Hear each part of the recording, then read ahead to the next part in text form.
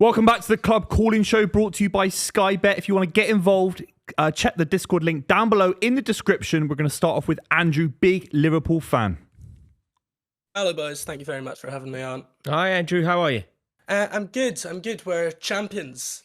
Yeah, it's a very special feeling, that's for sure. Was that the question? Is that what you want to talk about? Are you just phoning up to gloat? I'd like to talk about the Trent situation. Ooh. And so obviously we've heard your take on it, Rory, a lot, and how you've been one of the few voices outside of Liverpool who I think has been very reasonable about this and has defended the Liverpool fans' right to boo. Because I think have every right to do so, and we're completely justified in it. What do you think to this one, Booth? I'm a little bit less on your side than other topics. I think you're still playing for Liverpool in a Premier League match, in a Division 1 match. It's a big game. I know they've already won the Premier League title. This is against Arsenal.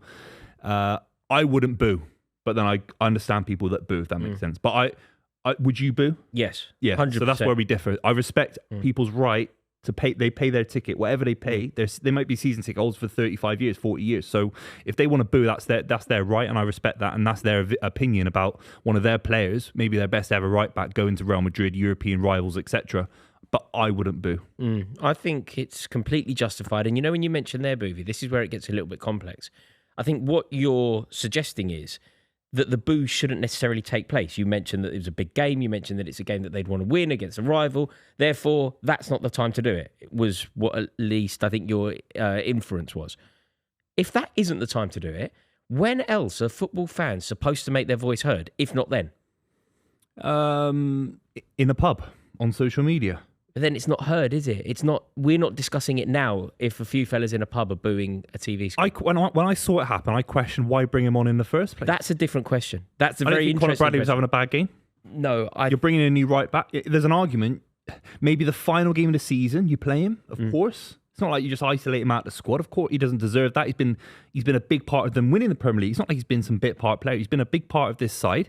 But why bring that drama into the fold? Andrew, do you think that Slot misjudged it? Do you think Slot maybe thought that the reaction would be more supportive than it was? So for me, with quite a vindictive standpoint, I don't care for the guy anymore, and I'm quite glad that he's been hung out to dry and now there's no two ways about it. Previously, you could say, oh, well, a couple idiots on social media won't like what he's done, but ultimately, I'm sure the most of the Liverpool fan base will be happy that he's going away to play on this big stage, but now that can't happen. We all know I'll say there was split in the fan base. Some booed, some clapped, some did nothing. But a huge section of the fan base is now known that they are not happy with this decision. And I quite like that he knows that. Do you know what's interesting as well, Andrew, about the split? You know the split that you mentioned there? I saw a tweet which I think really does sum it up. And quite often, football supporters' feelings around their club, I believe, are accurate. And the most loyal, the most dedicated, often sit in the same part of the ground. So if you're a Man City fan, historically, that would have been the Kippax. If you're a Chelsea fan, historically, it would have been the Shed. Now it would be the Matthew Harding, in my opinion. At Liverpool, it's obviously the Kop. I saw a great tweet that I think summed it up. And I have no idea how accurate it was. I wasn't in the ground, but the tweet said this: the main stand clapped, the Kop booed. In terms of the differentiation, the main stand would be more prawn sandwich, more tourist. The Kop is about as loyal an end as you get in the world of football. Yeah, yeah. What do you think to that, Andrew? I think it's important.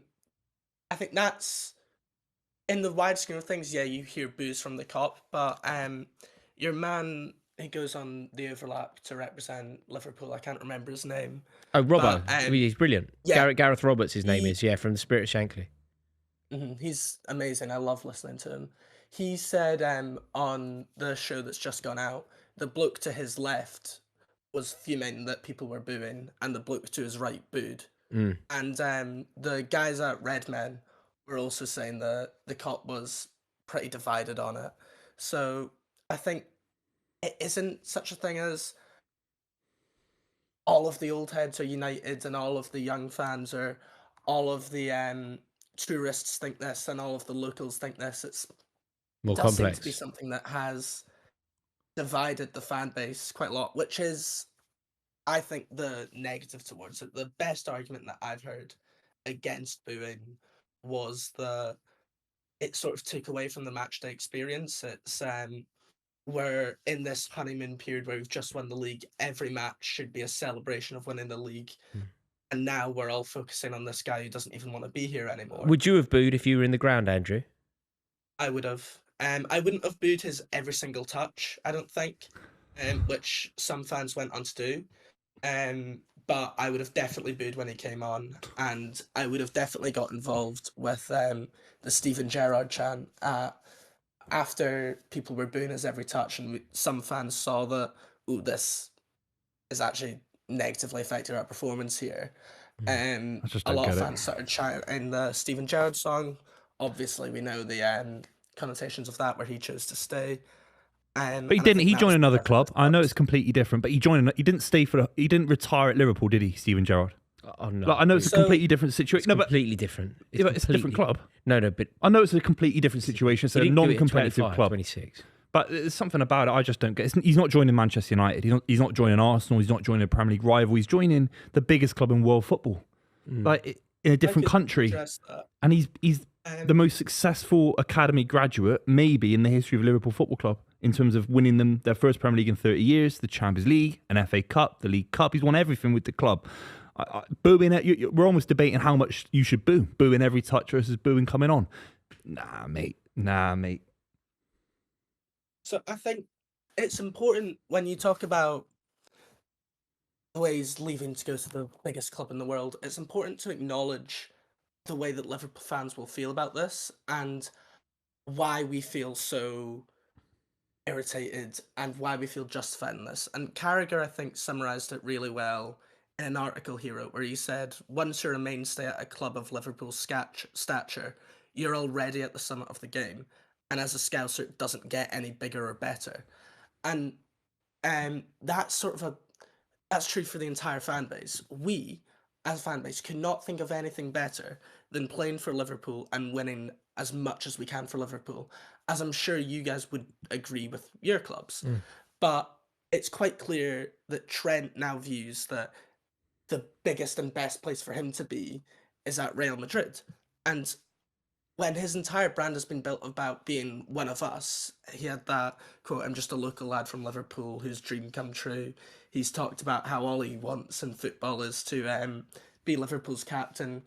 Now it's clear his mindset's changed. Now he wants a bigger and more glamorous life. And we're naturally going to be pissed off at that because we thought you were one of us. We thought you shared that dream. Now you want to go away. Yeah, Andrew, I think you've summed it up perfectly. I really do. I'm going to let you go now, Andrew, but I'm just going to ask Buvey one more question on this. But thank you so much for your call. Really insightful stuff. Looking forward to speaking to you again, mate. Thank you very much. Cheers, Andrew. It was interesting there. And I think he's right. Do you know that point that was made at the end? You know, this almost given knowledge now. You know, when people tell us things and we have to agree it to be true because it's presented in a way where if you don't think this, you're not understanding. I don't understand it. You know, people go, everybody's dream is to play for Real Madrid. I read Gary Lineker talking. By the way, Gary Lineker played for Barcelona, but I read Gary Lineker. He wrote something, or at least I read it, something that he'd said.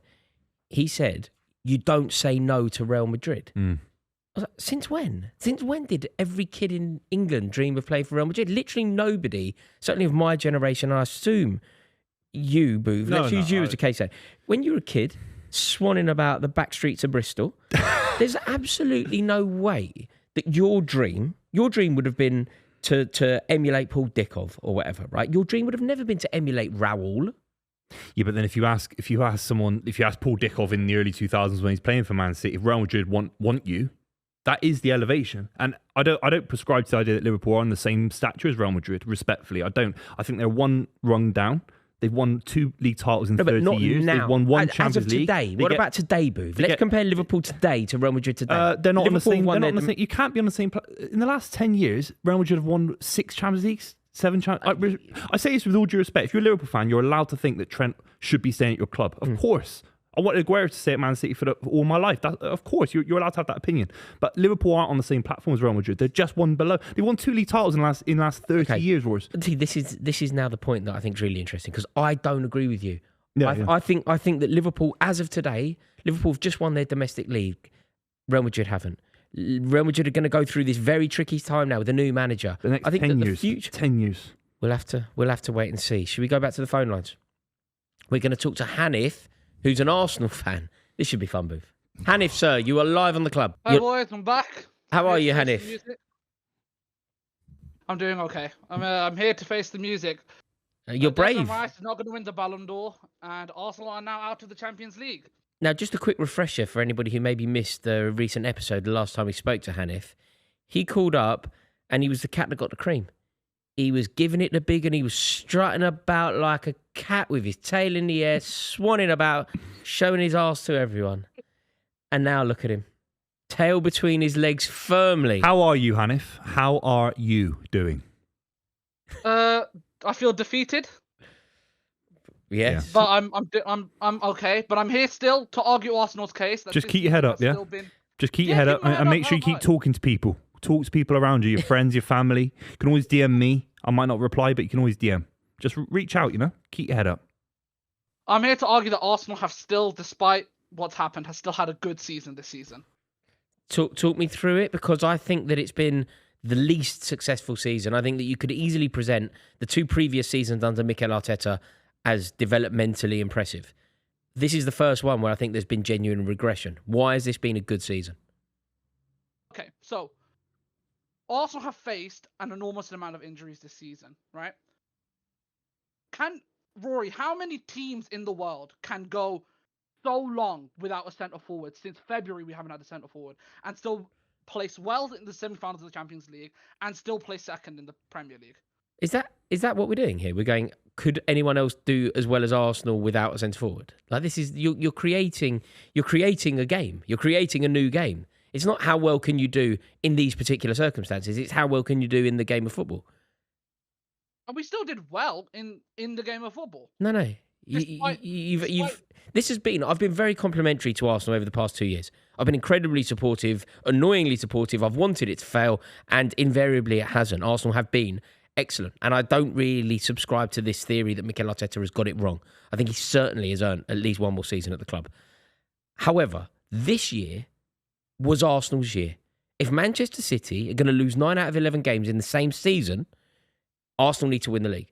If Arsenal are going to play Paris Saint-Germain in a semi-final of a European Cup, having beaten Real Madrid home and away, Arsenal need to at the very least make the final. The 2 major areas where we can analyse Arsenal, like I'm not going to talk about losing home and away to Newcastle United in the League Cup or the exit to Manchester United in the FA Cup. Let's just focus on the 2 tentpoles of Arsenal season. Capitulation. The loss to Paris Saint-Germain was bad, right? I'm not gonna sugarcoat it, but it's the furthest and the best we've done in the Champions League in years, in decades. I say decades. 16 years. Over a decade for Arsenal. 16 years for Arsenal since they've made it to the semi-final, and we didn't do terribly against Paris Saint-Germain. Yeah, we could have done much better, but we didn't do terribly against them. We performed well. We also did. You really lost well home and against away. Madrid. You lost home and away. You lost by a 2-goal margin. Like, you didn't do well. They missed a penalty. You know all of this. If Donnarumma was on the other team, Donnarumma was the only difference. You've been gaslit to believe nonsense, Hanif. You were well beaten home and away. You're right. We were well beaten home away in the Champions League against Paris Saint-Germain, but it's still progress. It is still progress. I So think what would you give out of 10? Give me a number out of 10. What would you give out of 10? Liverpool, I think, would give it an 8 out of 10, 9 out of 10. They won the Premier League title. Maybe a little bit better if they'd won the League 10 Cup out of 10. final. I'd say 10 out of 10 for Liverpool season. Genuinely. First season, no 9, transfers. 9. First Can't be season, the perfect. It first can't be season, perfect. no transfers. Premier League title, 10. Okay, fine. 10 out of 10. What have you got? Arsenal. Give me a number. 6. Yeah, which is regression, because last year wouldn't have been a 6, would it? But last year we got knocked out fairly easily in the Champions League. Who did we fall out to in the Champions League last season? Bayern Munich. Yeah, home and away. We lost home and away to Bayern Munich last season. Yeah, Hanif, mate, I rate it. You're brave, valiant. I like the fact that you have defiantly called us up, but you've had a nightmare on Elm Street. You said you're having a good season. You said 6 out of 10. If good for you is 6 out of 10, then what do you know what I mean? It's like, Yeah. come on. The only thing that held Arsenal back this season were the injuries. I think you need to... And the manager. Hanif, sir, you need to consult your OED for the word progress. And I look forward to speaking to you again next week. All right. Sweet. Cheers. Good luck, mate. Thank you for the call. Arsenal fans have gone a bit potty, haven't they? Have you noticed, Booth? They didn't know what to do. They honestly didn't. When they beat Real Madrid, they didn't know how to react. Are we a big club? Are we a small? Yeah. Scrappy Was this a upstart? shock? Was this a shock, or Should was we this, make 10 documentaries on YouTube about this win in the quarterfinals? Mate, Seriously, this means more. Do you know what I mean? What should we do about it? They didn't know what to do. They got it so wrong. Seriously. Yeah, and there's absolutely no way. This is the first time under Mikel Arteta. Since Arteta got it right, this is the first time that there has been It's like giving you a winning Thunderball ticket. You wouldn't know what to do with £500,000 straight away. You'd be like, oh, you know what I mean? It's like the guy that throws all the money at the wall. That's what Arsenal were like. Michael Carroll. They had no idea. I'd be like, remember Michael Carroll? Get a mansion. Even a Glasgow Rangers shirt, just walking about flicking a V's at everyone. Do you know what I mean? You wouldn't know what to do with it. Arsenal fans had no idea what to do after beating Real Madrid. They had no idea what the level is. Absolutely unreal. Should we go back to the phone lines? Yeah, let's do it. Let's speak to Reece Jones, the Chelsea fan. How are you, Reece? Hi, mate. You all right? Yeah, good. How are you? Yeah, not bad. You? Yeah, good. How are you feeling about Chelsea so far? Do you think we're going to make top four? I'm not going to lie, mate. I honestly don't. Yeah. I think we'll bottle it against United next week. That's the spirit. Sorry. That's the spirit. Yeah, I know. I know.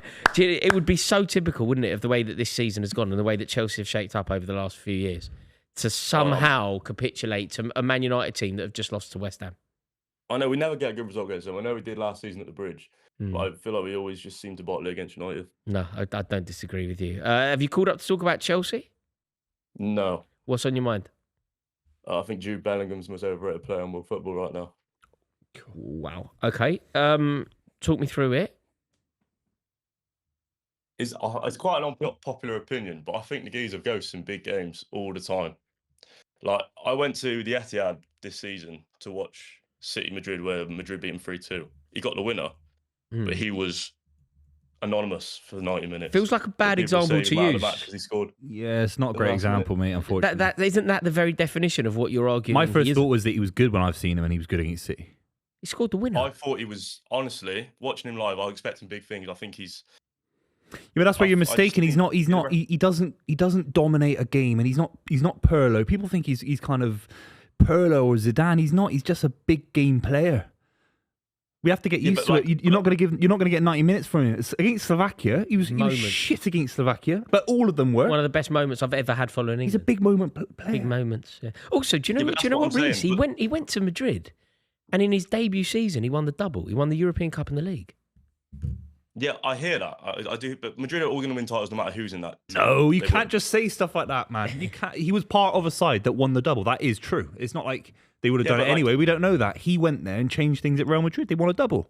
But he changed things at Real Madrid as a false nine, not as a midfielder, which is what I'm hearing generational shouts from. I don't think... What about you, Reece? You're an England fan? No. So I've got no... okay, Booth, I'll discuss it with you. You are obviously a passionate England fan. Do you believe that Jude Bellingham should start for England? Yes. We have a slight issue. Do you know the reason I bring this up is I was filming something with Tom Garrett the other day, and Tom Garrett actually said that there's a chance that Jude Bellingham in his England team, Jude Bellingham isn't in it. That's outrageous. He said that. I think the debate is Declan Rice in Declan Rice's best position. Who do you think is a better player than Buvey? Declan Rice or Jude Bellingham? Jude Bellingham. Do you? They're different players. They're different players. Look, trust me, in a big moment in a tournament, I don't want Declan Rice hitting the ball from 25 yards out. I want Jude Bellingham 100%. But Declan Rice can control a game slightly better than Jude Bellingham, I'd argue. I want three. I want Adam Wharton, base midfield, Jude Bellingham, and I want Declan Rice in a big game. I'm not talking about the group stage of the World Cup. I'm talking Germany in the semi-finals of a World Cup, hopefully. That's the three I'd want in midfield at the moment. What do you think, Really? Reece? No Jude Bellingham in your England team if you just pretend to be an England fan for a moment. Yeah, like I think Palmer's a better 10 than Jude Bellingham, genuinely. What, in the last few weeks? Yeah, Palmer's had 3 months off. I'll let you off. He hasn't had a brilliant sort of back end of the season, but I don't think Bellingham is that good is as good as people are making out to be, in my opinion. So Buvey, if he's in your England team, this is where it could get difficult for Buvey, Reece. Buvey, if Bellingham is in yours, who isn't in yours? Because Phil Foden's not anywhere near. At the moment, I'm not going to sit and say he has to start for England. I think you have to find a way of Saka on the right. And some vague Palmer on the left coming into midfield, tucking in. I know it's not orthodox. I know it's not nice. Mm-hmm. If we play a back three, you might be able to have the extra man in midfield and do it that way. But for me, it's Cole Palmer, Saka, Kane, Bellingham, Rice. It's easy. Yeah. Reece, let's drill down deep into this Jude Bellingham issue. 27 goals and assists in 49 games this season. Is your issue, like, presumably here, you concede that he's a masterful footballer, you just think people have gone a little bit too big with it? Because there isn't any debate as to him being a good footballer. No, obviously, Jude Bellingham, he's a brilliant footballer, but from the shouts I'm hearing, generational, he's unbelievable. I don't think that's the player he is, in my opinion. Yeah, I think he is everything that you don't think he is. Really? I do. I really do. But you're negating the fact that he moments. scored a bicycle kick in a knockout game for England, getting England to a final. What I'm saying. He also that's scored not the winner point. in England's It's first not the game. point. Where did we play first game? In Cologne, Serbia. When I was a kid, I used to hear about Steven Gerrard having an unbelievable tournament. Frank Lampard had an unbelievable tournament in 2004. Wayne Rooney. Mate, these guys didn't deliver. They were missing penalties and all sorts. But Jude Bellingham actually scores a bigger goal, arguably, a more technically gifted goal than someone like Paul Gascoigne ever scored in a knockout game. And suddenly it doesn't count. It doesn't count. It's crazy. Seriously. What more do you want in football? Yeah, go on, Reece. If Bellingham plays in Palmer's position for Chelsea across the season, does he contribute more or less than Palmer does? I think he contributes less because I think what makes Cole Palmer so special is that he has got that quality to do it on his own. I don't think Bellingham. I don't think Bellingham is a Palmer, is he? He's ridiculous. He's not. It's like comparing Gary Neville to Ashley Cole. One's a left back, one's a right back. I mean, it's ridiculous. He's not a number 10. 10 is what I'm saying. They're both a 10. He's not Cole Palmer, is he? It's not a fair comparison, mate. Sorry, it's not. I think Reece's point is presumably here that there'd be room for one of them in the team, really, unless you want to start. Because I think that we've done enough shifting players and accommodating players. So I think that it should go something along the line of this. Bukayo Saka has obviously got one wing locked up. I think that the other wing has to be a natural winger. It has to be, for example, for the purposes of this, let's just say Anthony Gordon, which now means that you've got Wharton and Rice in the middle and one position available with Kane, behind Kane. That position is either Palmer's or Bellingham's. And if it's one or the other, if it is one or the other, I think Reece is arguing that it should be Palmer. Where do you sit on that debate? Or do you just not have that it has to be Gordon or whatever? No, I think you have to play Palmer and Bellingham. That's all I'm saying. And maybe it's drop Wharton. Maybe I'm too big on Wharton. And maybe it's Rice. Although balance is so important. Yeah, then Rice is 6. Is that possible? I don't know. Yeah. Well, we're paying Tuchel a lot of money, so hopefully he can figure it out. But if Jude Bellingham does what he did in the Euros, and he doesn't start for Tom Garrett's 11, what planet are we living on? What planet are we living on? Seriously. No, but hear me out, right? Tuchel's system when he was at Chelsea was a 5-back with up and down wing backs, 2 10s behind the striker. I think Bellingham disrupts. He can't play in the 2 8s. I think that is Rice and Wharton. And I think Palmer and Foden would be better in the 10 than Bellingham would be. Not in that Foden. system if he plays that. I love Foden, but not Foden. It's interesting. I don't like Foden. I don't think Foden's as good as people say, but I think he's better 10 than Bellingham is. We will find out. It'd be very interesting to see what Thomas Tuchel goes for. It'd be interesting to see, because this is being presented as a problem. But when you have this amount of outrageously good talent, I think that you have to. Can I ask a final question? Go on. To Reece. If Jude Bellingham, at his age, isn't a generational talent, who is? Yeah, that is a big question. I just don't think, like, Yamal, you look at Yamal, he's 17, generational. You watch him control game. Everything Barcelona does is through him. You watch him, they give him the ball, they go win us the game. Can we just stick to England? Can we just stick to England? Okay, let's just stick to England. We don't have to have any, though. I think we do. And I think England Bellingham surely have a few generational. I'd say Cole Palmer is a generational talent. None of them. So you don't think? Do you think there's any generational talents right now playing for England? I don't think. As much as I love Palmer, he's not generational. He's not. I disagree. But Reece, is an interesting call, mate. Interesting call. Will you do us a favour? Will you call up next week after we've battered Manchester United? Oh, 100%. Look forward to speaking to you then. Cheers, mate. Thank you, Cheers, mate. good luck, Reece. Thanks very much. Yeah, I'm with you, really. I'm with you on this. I think that we have an abundance of talent. I've never really known the depth like it. Like, you know, when people compare England sides, we often bring up, say, the '06 team. The '06 team was fantastic, but the squad was average. You know, there were players in the squad who weren't particularly good. Jermaine Jennings was in the squad, you know? Jermaine Defoe, maybe. Yeah. Whereas this isn't that. You've got players like Phil Foden. No generation. We've just heard this in our ears. Yeah, what am I going to do? I'm going to have to scrub my ears out. There's no generational talent. Get one in of this those England little side. buds. You know, those little buds. Apparently, you're not supposed to do that. You're not. No. Phil Foden's generational talent, and he's been. He's So, of course, the last English player to win the PFA Player of the Year award. Who is that before Phil Foden? Should we go back to the phone lines, Buvey? Yeah, let's do it. How are you, Joshua? I'm good, actually. I've got a bit of a bone to pick with you, though, Rory. Oh no, what have I done?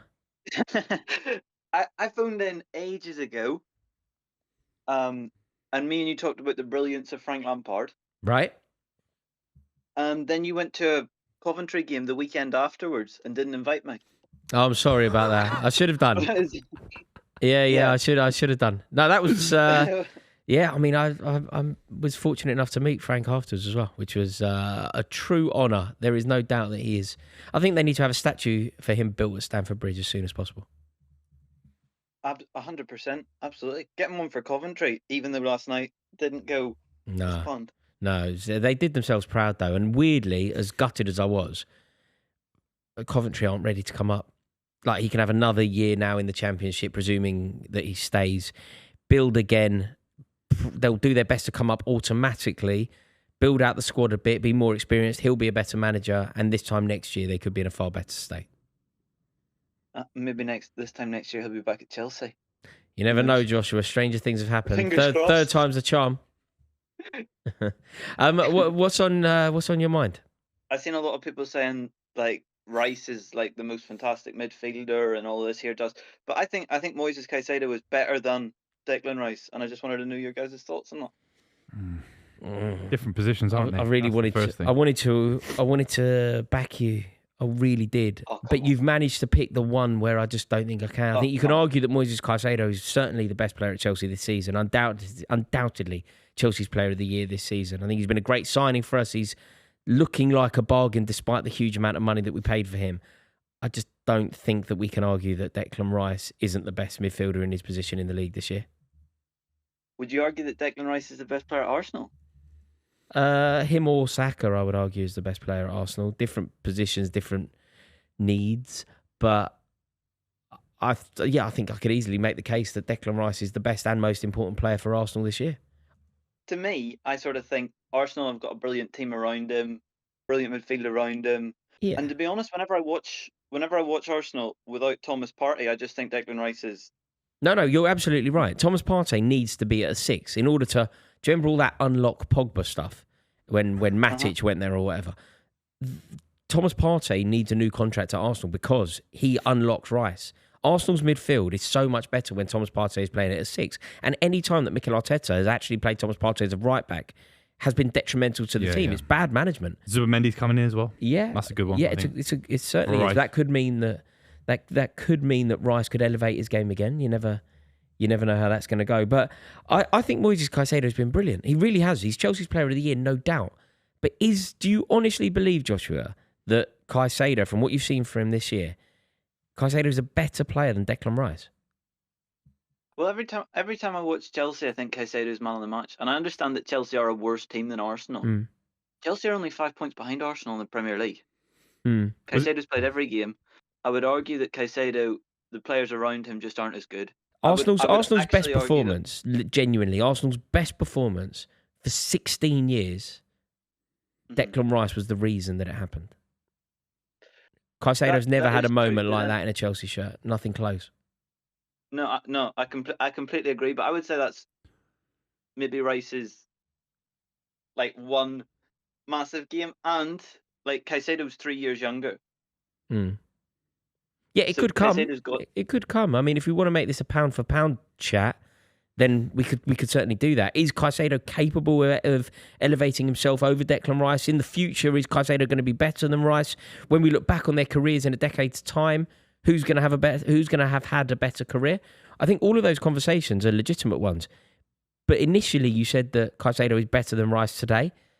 And I just don't think that's true. What do you think, Buvey? No, plus Rice has got the England stuff. I mean, playing for England's a huge pressure. Caicedo, respectfully, doesn't have that. And also getting to finals of international tournaments. We have to say that, the last time England got to a final, the first time in many, many years since '66, Declan Rice was part of that midfield. And then he did it again against the Spanish, unfortunately, where we lost. So that's 2 international finals. It's a Champions League quarter-final against Real Madrid. So I think he's got more experience. I think he's a more well-rounded footballer. Right now, he's a higher level than Caicedo, Champions League midfielder. Chelsea haven't been in the Champions League for a couple of years now. So maybe in the future, who knows? But I think most football fans would take Declan Rice right now for their side. I think he'd improve Liverpool. I think he'd improve Man City more than Caicedo would. It's an interesting one. I'm a big fan of Caicedo. At the moment, he's kind of being shifted right back in, especially in that Newcastle game. Caicedo's class, man. He's a class Good player. footballer. He's our best player this year, no doubt. And I think you could almost argue that he's had a better season in midfield than basically any other player in the league. You could have a conversation around it.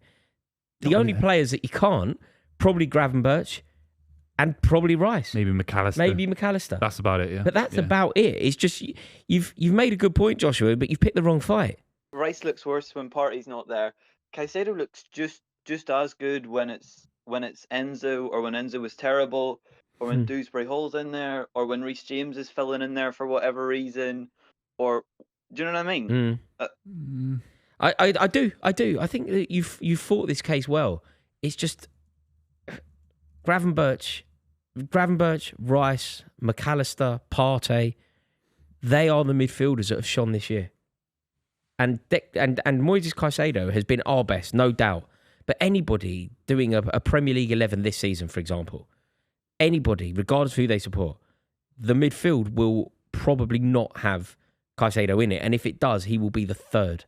If you ask a Liverpool, in fact, let's think of a club that has no dog in this fight. If you ask a West Ham fan, Man City fan, in fact, we have one handy. Buvey, team of the year. Everybody goes, the centre halves are going to be Milenkovic and Virgil van Dijk. It's kind of a given. Your 3 midfielders, players. Gravenberch, McAllister, Declan Rice. There we have it. What do you think, Joshua?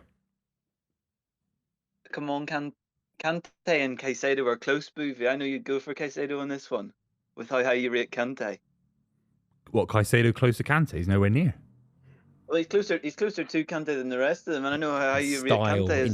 In terms of style, not in terms. Yeah. Come on. Did Kante ever play at right back, getting smashed up by Newcastle United? God knows what's going on. I'm just asking, Rory. Just asking the Chelsea fans. That's terrible management. You can't hold Moises Caicedo responsible for that, mate. Will you give us a call next week after we've battered United? Absolutely. Brilliant. We look forward to speaking to you. You can't keep saying that because they're not going to come back when you lose to Manchester United. No, but we will batter them. Friday night. Oh, mate, it's going to be a bad day. Adam McKola sat in this seat. How many goals until he cries? Genuine. So we beat him 1-0. He probably doesn't. Shut up. No, I think they do. I think you bottle it. You will. I think you bottle it. Stream for it? Yeah, we'll be live, mate. Yeah, tune in, man. Perfect. Just promoting the channel. Thanks for calling, mate. Next up, we've got Ethan, big Man City fan. How you doing, mate? I'm good. Are you? Yeah, not too bad, mate. Good.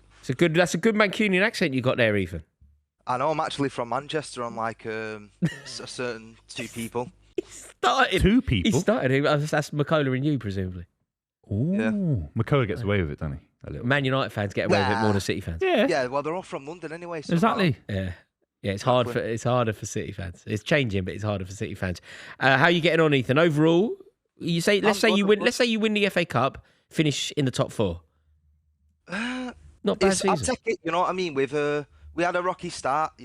It's been a good end to the season. Missing Rodri's been a big part of it though. So next season we'll see when we sign all these big boys and come back. Yeah, I think there's big money. There's truth in that. Big money. Have you called up to have a pop at Buvey? I hope. Oh, it was nasty for me. No. Nah, I like Buvey. What have you called? If you haven't called up to have a go at Buvey, I'm not sure that I'm interested. What have you called up for?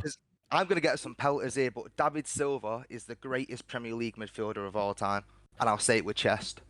I don't think you're going to get pelters. I really don't think you're going to get pelters. I don't think it's going to be that controversial. I think a lot of people like this theory. I disagree with you entirely, but I don't think he's going to get pelters, Booth.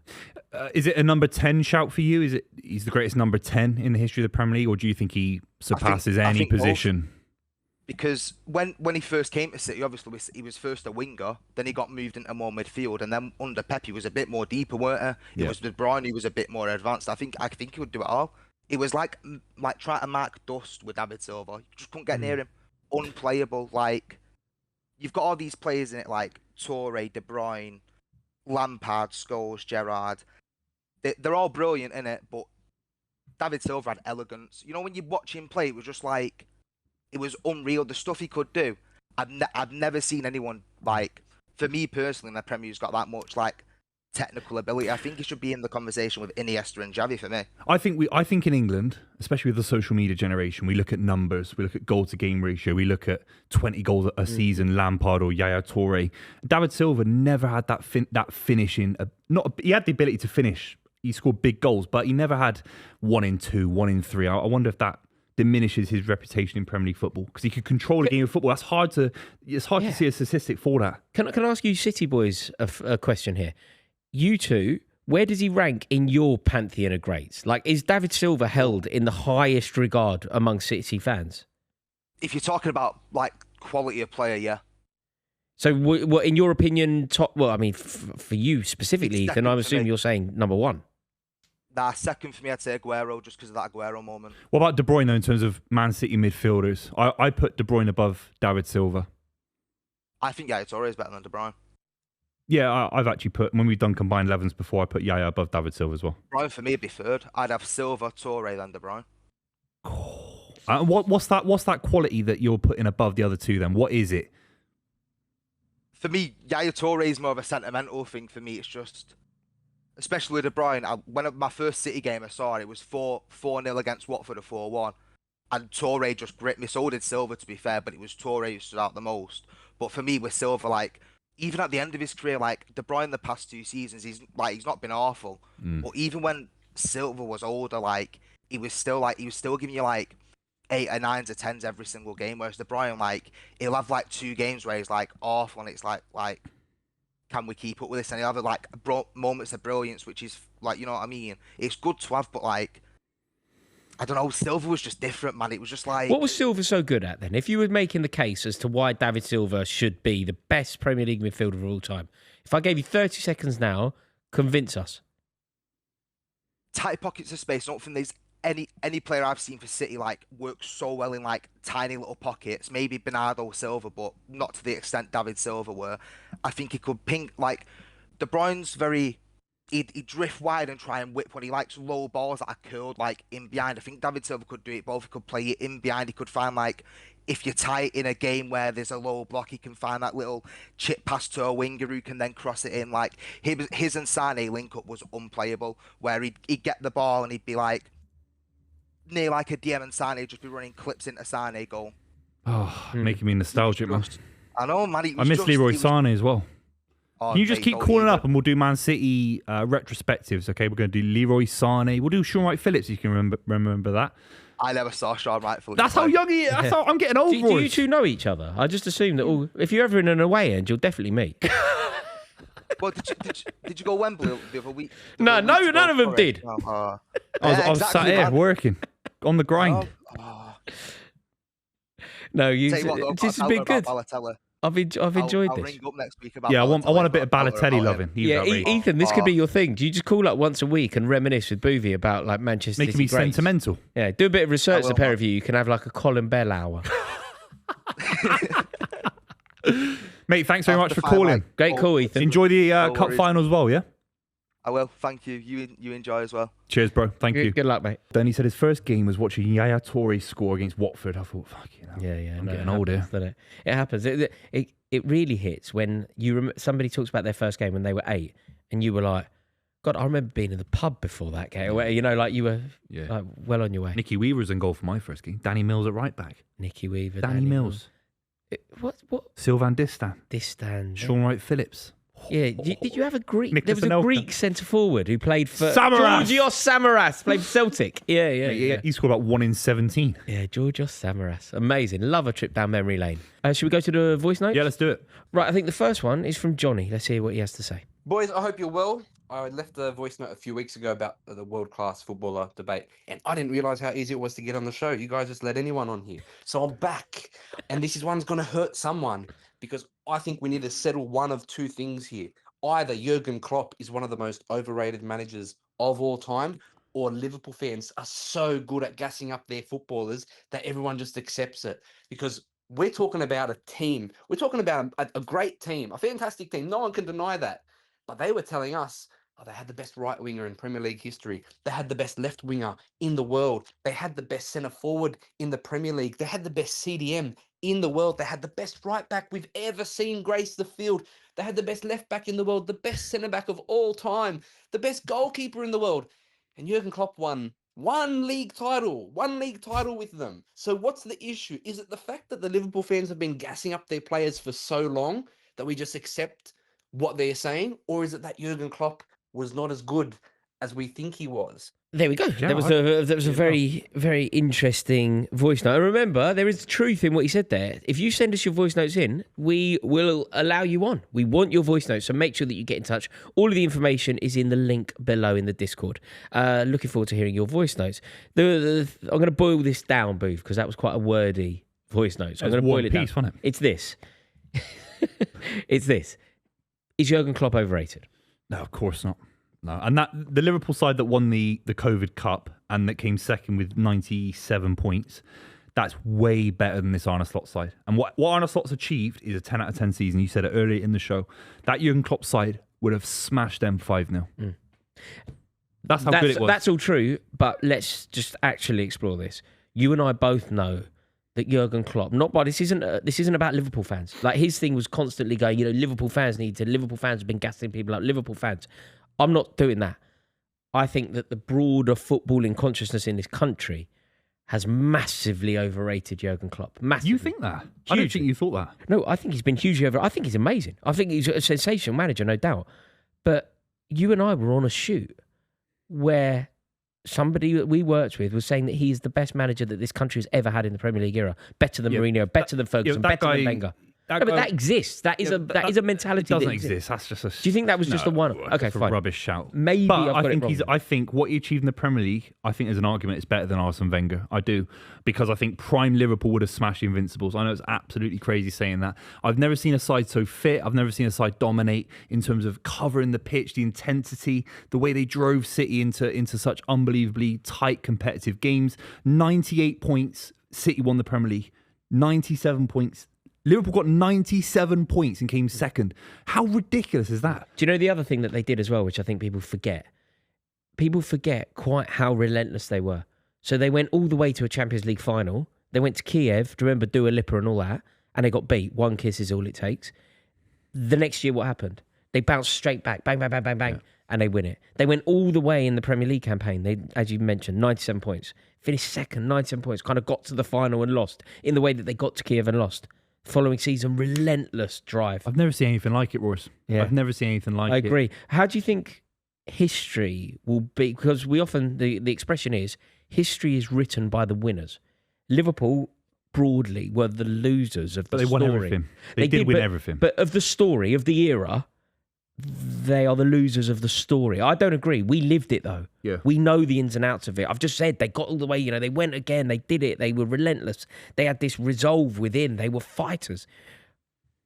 But do you think history will be kind to them? I think so. It's a bit like in tennis. Rafa Nadal was the third out of the golden generation behind Djokovic and Federer, arguably. If you put him into 1985, he'd win every tournament for 10 years in a row. He's that good. Do you think he smashes Borg and smashes McEnroe? At that level. He's the third behind Djokovic and Federer. Yeah. So he's come up against Pep Guardiola, who's, for me, the greatest manager in the history of the Premier League. Do you think Liverpool under Klopp was better than Arsenal under Wenger? Yeah. I think if they played a game at their peaks, I think Liverpool win relatively comfortably. I know that's crazy. What saying that. I think Arsenal it was team? The the Invincibles or a double. Or the 98. Yeah, I think so. I think if you go through position for position, like Henri, Bergkamp, yeah, they got a better Perez. keeper. I think Mohamed Salah on the right, Mane on the left. The way they cover ground, they were ruthless. They actually at one point they almost didn't have a midfield. Their midfield was just to cover ground. Okay. Henderson and Fabinho were just covering ground to make up. So the front three had all this space. It was the most ridiculous sight I've ever seen. Fair. Interesting as well. A great voice note there. You caused some interesting debate. Should we go to listen to the next voice note? Yeah, let's do it. Hello, guys. Love the show. My name's Alex from Ipswich, but actually a Liverpool supporter. I just wanted to get your thoughts on, obviously, this is the first time in Premier League history when all three promoted sides have gone straight back down again in back-to-back seasons. So back-to-back seasons where, no promoted teams managed to stay up. And I just wanted to get your thoughts on, whether this is a kind of wider problem the Premier League really needs to kind of look into. And, is the gap becoming unassailable and almost too difficult for anyone to really kind of want to stay up? Cheers. It's an interesting talking point, this. Is the disparity between the Championship and the Premier League growing ever greater, growing impossible? Is the Premier League effectively Everest? Yeah. Or can we see a situation where somebody will get promoted in the way that Brighton fairly recently did, Brentford fairly recently did, Fulham fairly recently did, and become established Premier League teams? It's getting harder. I noticed it in the Championship playoffs because the points total between the side that came third and Bristol City, who came sixth, is the biggest in the history of the Championship. And then Bristol City lost 6-0 on aggregate. This is against a side that had someone like Kiefer Moore up front, Tom Davies on the bench, Premier League experience throughout the entire spine, Chris Wilder, who's managed loads in the Premier League, smashed Bristol City 6-0. That's the gap. So we talk about if Bristol City, Coventry got into the Premier League, that's a huge gap in its own right. In the Championship, there are sides that have just come out of the Premier League, and Ipswich are going to batter the likes of Bristol City and Coventry next season, and they're going to get 100 points again. Leeds and Burnley got 100 points. We don't even think they're going to stay in the Premier League. It's mental. I think that there is a slight issue, but I don't necessarily think the issue is as pronounced as everyone else does, because I think Leeds, if they do it right, I think Leeds can stay. Are they an anomaly, though? Because ultimately, you're still talking about Sheffield United, let's say they get promoted out of the playoffs, and Burnley, you think they're going to get relegated, don't you? Yeah, Leeds are the anomaly in as much as they're the anomaly in as much as they have the infrastructure of a Premier League team. Leeds are a massive club. They've got a massive history. They've now got the money. They've got the link with the 49ers. They sold a lot of really good players. They made a lot of money. They need to have American last year. owners with a big merchandise and a big kind of franchise model. And then if they stay up, let's just say, I think you got a good shout, by the way. I think they could stay up. Let's say the other two go down, which I think will happen with Burnley and with Sheffield United. I know it's early, or Sunderland. Then it's 1 out of the last 9 stay in the Premier League. They're almost an anomaly. Yeah, because they need American owners, but they spend 150 million quid. They need. The reason why I feel like they could stay up, Leeds, as well, is because think of the players that they sold last year, and they didn't really spend the money. They sold that really good kid who went to Tottenham, Gray. Yeah, he's fantastic. Rutter went to Bournemouth. Someone else went. Somerville went. West Ham. So they made a lot of money, right? If they reinvest that money, yes, I think having the American relationship with the 49ers helps. I think Leeds can do it. But you are right, there's a lot of ingredients that are needed. And I guess the gap is getting bigger than ever. Could Burnley do it? They're a defensive team. No. Can I ask you a question then? Let's say we've got 3 promoted sides. We know it's one or Sheffield United or Sunderland. Let's say next season, Coventry, let's say Sunderland lose the playoff final, they go again. Let's say Ipswich, obviously they've been relegated, Leicester City. If they got promoted the following season, would they stay in the Premier League? Do you see it going that way, where they'll have enough experience? You said about Frank Lampard having another season at Coventry to get more experience. I think you were spot on in a normal season. If Coventry got promoted next season with 100 points, you'd bat them to get relegated the following season. Do you not think that some of the teams that are in the Premier League now feel very established? Do you not think that what they're doing is unsustainable? So, for example, Bournemouth, having one of the best managers in the league, having one of the best forwards in the league, ultimately, so let's say Semenyo leaves, Iraola leaves. Is it not unsustainable to say they do that again? They bring in another brilliant manager, another prodigious footballer. At some point, do Bournemouth not go back to being a Championship at best team? No, because of the money. They can bring in Brazil's number 9 for 40 million quid from Porto, who won the Champions League with Jose Mourinho. He went to Bournemouth, mate. Bournemouth. I mean, it's just like it's the money. Isn't West Ham got it wrong this season. They appointed the wrong manager. Yeah. They signed a number 9. It didn't work in any season. Let's say it's 2005. They get relegated, like they did with that golden generation in 2001 when they got relegated. This season, they've been rewarded with the 3 sides that come up. Can't even. Yeah. Tottenham would have gone down. Tottenham have lost 21 games. Tottenham deserves to get relegated. Yeah. Manchester United deserves to get relegated. West Ham, Wolves, they got it wrong. It's ruined the jeopardy from the Premier League, hasn't it? Because if the 3 teams are going to just go back down, or basically be the points tally to survive is going to be so easy to get, there's never going to be a shock. You're never going to get. They're going to have to introduce a handicap, aren't they? That a new promoted side gets plus 6 points at the start of the season. It's ridiculous. That's something I've literally never heard before in my life. Have you just made that up on the spot? I've just thought of that. It's going to get to... If it happens... Imagine it happens 4 or 5 years in a row. They're going to have to say, lads, you're going to get a 6-point cushion when you come up.